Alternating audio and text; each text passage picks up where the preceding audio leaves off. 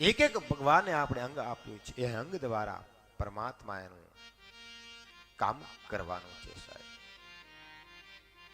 એ કનૈયાએ ટચલી આંગળી પર ગોવર્ધન પર્વત ધારણ કર્યો.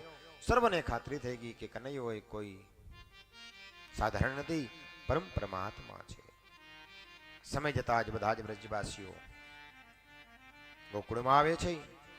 ગોકુળની અંદર બધા જ વાતો કરવા લાગ્યા. વ્રજની અંદર કે આ કનૈયો આટલો નાનો છતાં પણ આ મોટો પર્વત એકલો ધારણ કરીને ઉભો હતો. એમ લાગે છે આ કનૈયો નંદ અને યશોદાનો દીકરો નથી. આ કોઈ તત્વ લાગે છે. આજે બધા વાતો કરવા લાગ્યા છે. બધાને શંકા થવા લાગી. એક કહે વાત તો સાચી, આ નંદ બાબાનો દીકરો નથી. બીજો કહે આમાં કઈ શંકા જાય છે, કનૈયો જન્મથી કારો છે.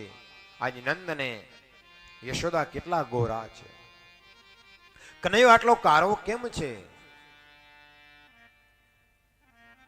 આ વાત વાયુ વેગે માં યશોદા પાસે પહોંચી. માં યશોદા પાસે જ્યારે આ વાત પહોંચી એટલે માં યશોદા કનૈયાને બોલાવે છે અને કહે છે કે કનૈયા, તો કે હા માં બોલો. કે વ્રજના બધા જ વાતો કરે છે કે તું મારો દીકરો નથી. કહે કે માં હું તારો જ દીકરો છું. તો કે વ્રજના બધા વાતો કરે છે કે કનૈયો એ નંદ ને યશોદાનો નથી, આ કોઈ તત્વ લાગે છે, તું બીજાનો દીકરો છે. માં આ તો ગામ છે, એ તો વાતું કરે, તું શું કામ બીજાની વાતું સાંભળસ? હું તારો જ દીકરો છું. પણ કનૈયા બીજા તો એમ કહે છે કે નંદ યશોદા ગોરા છે ને તું કારો છે. એમાં મને થોડીક શંકા ગઈ, તું મારો દીકરો તો છે ને. એટલે કનૈયો કે માં સાંભળ, આમાં મારો કાંઈ વાંક નથી, આમાં વાંક બધો તારો છે. તો કે કેમ મારો કેમ વાંક? તો કે જો માં, મારો જન્મ થયો રાતના,